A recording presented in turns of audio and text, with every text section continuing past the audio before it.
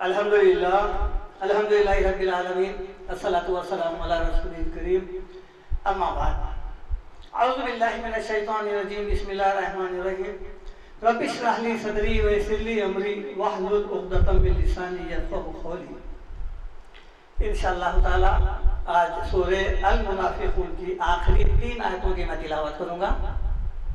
इन 3 आयतों में अल्लाह ताला ने इंसानियत की बक़ा और आखिरत की फ़िक्र के मुतालिक बहुत अहम पैगाम दिया है शायद।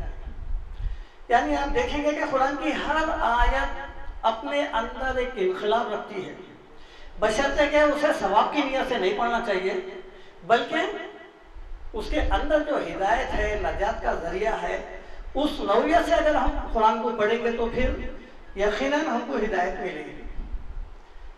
यह सूरह अल मुनाफ़िक़ून की आयत नंबर 9 है। बिस्मिल्लाहिर्रहमानिर्रहीम। या अय्युहल्लज़ीना आमनु ला तुल्हिकुम अम्वालुकुम वला औलादुकुम अन ज़िक्रिल्लाह व मन यफ़अल ज़ालिका फ़उलाइका हुमुल ख़ासिरून। इरशाद रब्बानी है या अय्युहल्लज़ीना आमनु। खिताब अहले ईमान से है, वो लोग जो ईमान ला लिए हैं। अल्लाह ताला उनको ये हुक्म दे रहा है, ये आम हुक्म नहीं है बल्कि मोमिनीन से खिताब है। या अय्युहल्लज़ीना आमनु ला तुल्हिकुम, तुमको गफलत में ना डाल दे, यानी तुमको गाफिल ना कर दे, बेपरवाह ना कर दे। किस बारे में? कौन? अम्वालुकुम यानी तुम्हारा माल, वो औलादुकुम और तुम्हारी औलाद। आप कुरान में जा बजा अक्सर ये 2 जुमले बराबर पढ़ने में मिलेंगे, माल और औलाद। यही 2 चीजें हैं जो इन्हीं के जरिए से इंसान का सख्त इम्तिहान हो रहा है। हर इंसान देखिए आप या तो माल के पीछे पड़ा हुआ है या फिर औलाद के पीछे पड़ा हुआ है। इसलिए कुरान में जा बजा ये जिक्र है। और सूरह तकासुर में जो है अल्हाकुमुत तकासुर हत्ता ज़ुरतुमुल मक़ाबिर, यानी माल की कसरत ने तुमको, दुनिया की तलब ने तुमको आखिरत से गाफिल कर दिया, यहाँ तक के तुम दुनिया की फिक्र में कब्रिस्तान में जाके फंस गए। तो यानी गफलत से जगाने के लिए अल्लाह ताला बता रहे हैं, गफलत में डालने वाले ये 2 चीजें हैं सर। या अय्युहल्लज़ीना आमनु ला तुल्हिकुम अम्वालुकुम वला औलादुकुम, देखो तुम्हारा माल और तुम्हारी औलाद तुमको गफलत में ना डाल दे। किसे? अन ज़िक्रिल्लाह, यानी अल्लाह का जिक्र। अल्लाह का जिक्र क्या है? कुरान सारा का सारा जिक्र है। कुरान में कई जगह कुरान को जिक्र कहा गया है। इन्ना नहनु नज़्ज़लना ज़िक्र, देखो हमने कुरान नाज़िल किया है।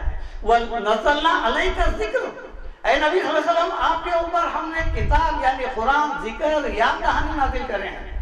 ये कुरान क्या है? जिक्र से मुराद क्या है? याद कहानी। आपको जो है याद दिलाते रहती है, चौकन्ना करते रहती है हमेशा। देखो इसको जब समझ के पढ़ेंगे तो फिर तुम दुनिया को दुनिया की हैसियत से समझेंगे और आखिरत को आखिरत के हिसाब से समझेंगे।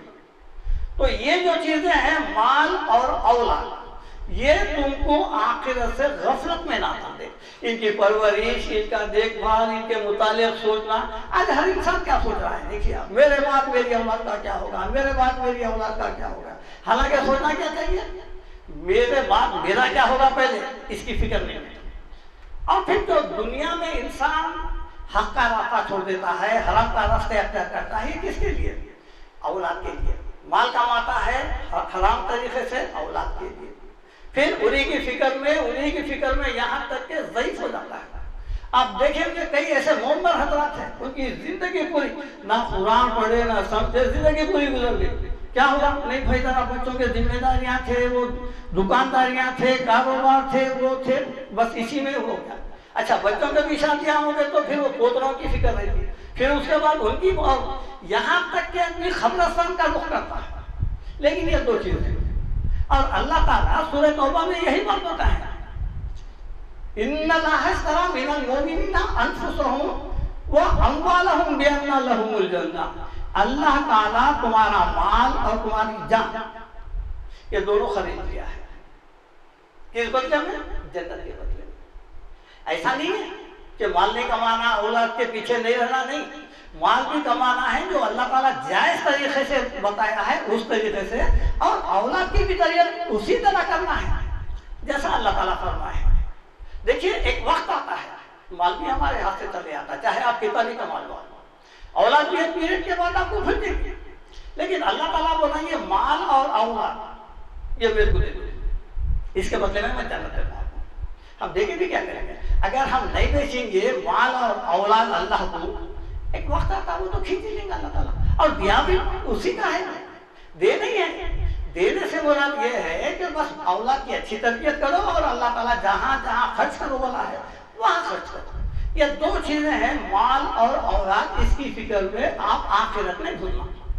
वमन यफअल ज़ालिका, अगर कोई शख्स ऐसा कर लिया है, किसी के साथ ऐसा हो गया है, फउलाइका हुमुल खासिरून, ये शख्स सबसे बड़ा नुकसान उठाने वाला है। देखिए आपने जैसा कि सूरह ज़ुमर में है, कुल इन्नल खासिरीन लज़ीना खसिरू अनफुसहुम व अहलिहिम इला यौमिल क़ियामह, सबसे ज्यादा खसारे में वो आदमी है जो अपनी औलाद को भी खसारे में डाला, नेक नहीं बना के, और अपने आप को भी। तो ये दो चीजें हैं, माल और औलाद। और सूरह अल्लाह ताला का हुआ क्या अनफाल में, वालमु अन्नमा अम्वालुकुम व औलादुकुम फितना, जान लो, अच्छी तरह समझ जाओ, तुम्हारा माल और तुम्हारी औलाद फितना है।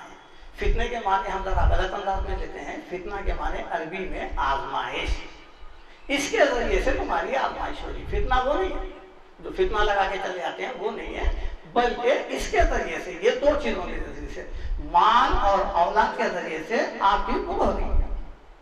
अब इसके बाद जो आयत है, आयत नंबर 10 सूरह मुनाफिकून, वअन्फिकू मिम्मा रज़क़नाकुम मिन क़ब्लि अन यअतिया अहदकुमुल मौत वअन्फिकू, खर्च करो। ये तो लफ्ज़ है अरबी में इन्फाक।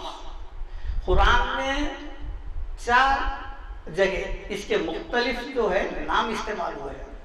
इन्फाक फी सबीलिल्लाह, अल्लाह के रास्ते में खर्च करना, और सदका, सदका भी जो है खैरात की दूसरी शक्ल है, और तीसरी जो है ज़कात, ये भी पैसा खर्च करने की एक शक्ल है, और आखिर ये है खैरात। ये चारों में भी पैसा खर्चा होता है आपका, इन्फाक, ज़कात और खैरात और जो है ज़कात, ये चारों में जो है ना पैसा खर्च होता है। इसलिए अल्लाह ताला नमाज के साथ ज़कात का लफ्ज़ इस्तेमाल करे हैं। ये जो जहाँ तक खर्च करने की बात है, अल्लाह ताला का जो हुक्म है जरा उसको हम समझने की कोशिश करेंगे। वो अनफिकू मिम्मा रज़क़नाकुम, खर्च करो जो कुछ हमने तुमको रिज़्क़ दिया है, मिन क़ब्लि, इससे पहले, अन यअतिया अहदकुमुल मौत, तुम्हारी मौत आने से पहले, तुम में से किसी की मौत आने से पहले खर्च कर। ये फाइनल हुक्म है अल्लाह ताला का। देखिए आप इसमें जो बारीकी है वो क्या है, क्या हुक्म दिया जा रहा है मौत आने से पहले। जरा हम अपना जायजा लेंगे, हमारी जितनी भी खैरात अभी सुखत हो रही है वो सब मौत के बाद होती है, ये कुरान के खिलाफ है।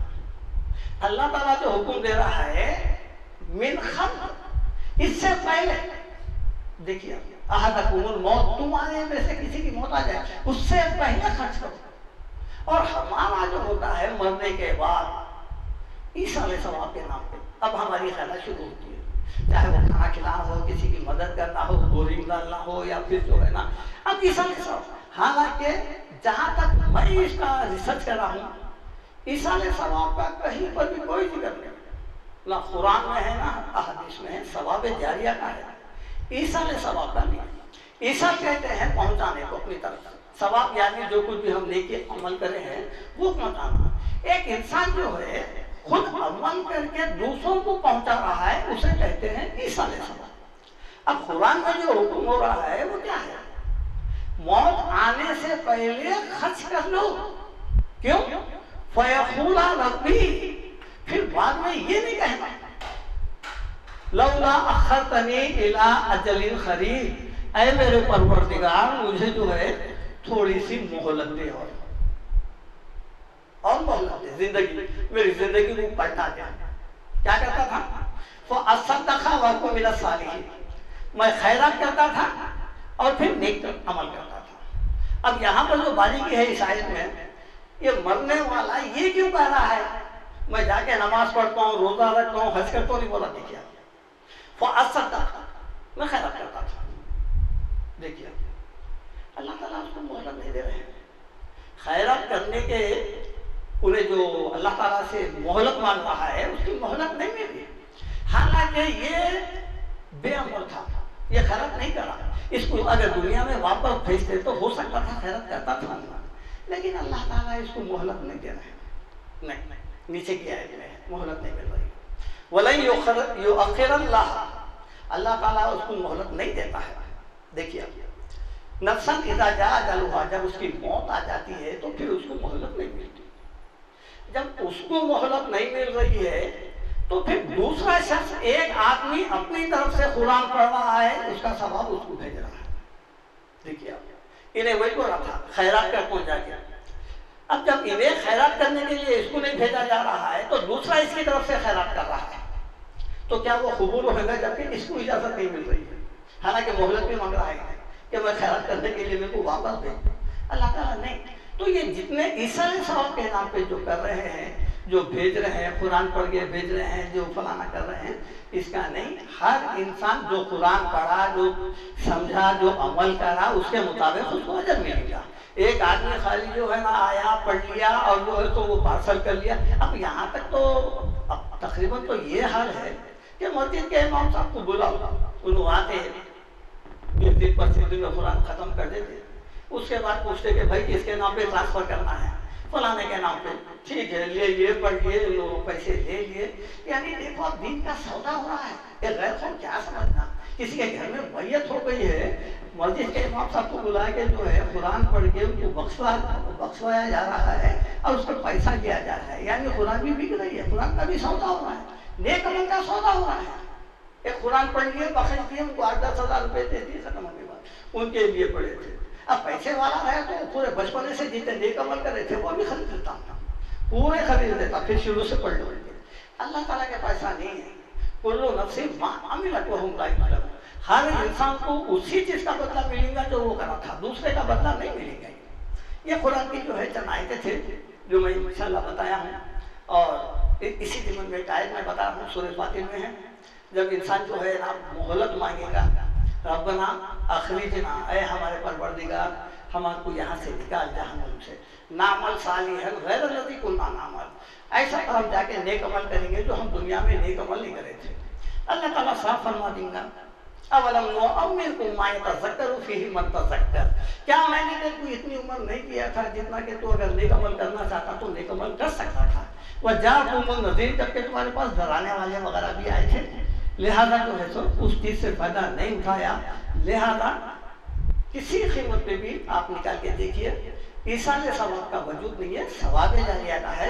और सवाब जारिया का ताल्लुक जो है वो इसीलिए भी मिलता है, वो चूंकि उसी का छूटा हुआ अमल है, वो अमल कर रहा था, जारिया कहते हैं, कंटिन्यू को बोलते हैं।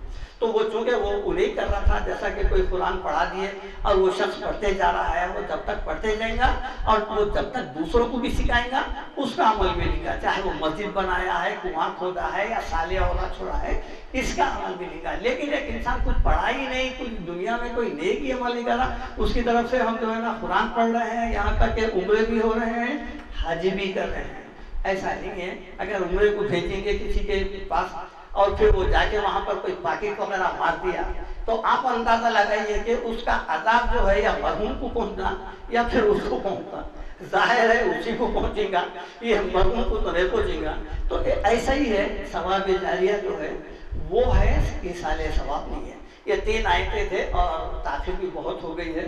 इंशाअल्लाह आप जरा सवानों तक आने की कोशिश करिए। हम ये कोशिश कर रहे हैं कि सवानों से सिर्फ आधा घंटे के अंदर जो है ना मेरा और मोहम्मद भाई का जो है बयान ज़्यादा हम तवील नहीं खींचेंगे, मुख्तसर और जामे जो है ना दरसे कुरान की जो है जहाँ तक अल्लाह ताला हमको सिखाया है, हम कोशिश कर रहे हैं कि वो इल्म आप तक पहुँचाए, और इसमें कोई कमी और खामी लगे तो हम पेश की माज़रत चाहते हैं।